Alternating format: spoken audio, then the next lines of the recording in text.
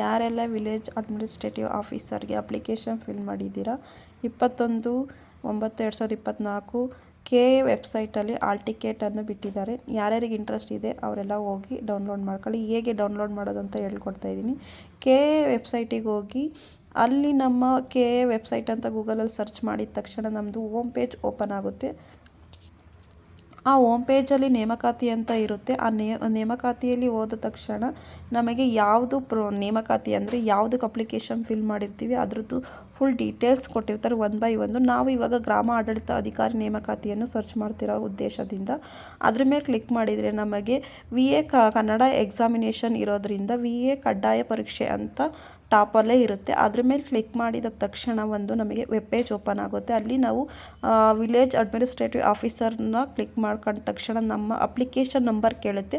Application number ಕೇಳಿದ ತಕ್ಷಣ applicant name ಕೇಳುತ್ತೆ. ಅಪ್ಲಿಕೆಂಟ್ ನೇಮ್ದು 4 ಲೆಟರ್ಸ್ನ ಅಲ್ಲಿ ಫಿಲ್ ಮಾಡಬೇಕು. ಅದಾದ ತಕ್ಷಣ ನಮ್ಮ ಸಬ್ಮಿಟ್ ಬಟನ್ ಮೇಲೆ ಕ್ಲಿಕ್ ಮಾಡಿದ ತಕ್ಷಣ ನಮ್ಮ ಆಲ್ ಟಿಕೆಟ್ ಇರುತ್ತೆ ಅದು ಓಪನ್ ಆಗುತ್ತೆ. ಪ್ರವೇಶ ಪತ್ರ ಅದು ಓಪನ್ ಆಗುತ್ತೆ. ಅದಾದಮೇಲೆ ನಾವು ಡೌನ್ಲೋಡ್ ಮಾಡ್ಕೋಬೋದು. ಯಾಕೆಂದರೆ VA ಅವರು ಕರ್ನಾಟಕ ಎಕ್ಸಾಮಿನೇಷನ್ ಅಥಾರಿಟಿಯವರು ಮತ್ತೆ VA ಅಪ್ಲಿಕೇಶನ್ನ ಎಕ್ಸ್ಟೆಂಡ್ ಮಾಡಿದ್ದಾರೆ ಈ ಮಂತು. ಯಾರ್ಯಾರಿಗೆಲ್ಲ ಆಸಕ್ತಿ ಇರುತ್ತೆ ಮತ್ತೆ ಹೋಗಿ ಅಪ್ಲಿಕೇಶನ್ ಫಿಲ್ ಮಾಡಿ ಮತ್ತು ನೆಕ್ಸ್ಟ್ ಮಂತು ಕನ್ನಡ ಕಡ್ಡಾಯವಾಗಿ ಯಾರು ಇವಾಗ ನ್ಯೂ ಅಪ್ಲಿಕೆಂಟೆಡ್ ಇರುತ್ತೆ ಅವರಿಗಿರುತ್ತೆ.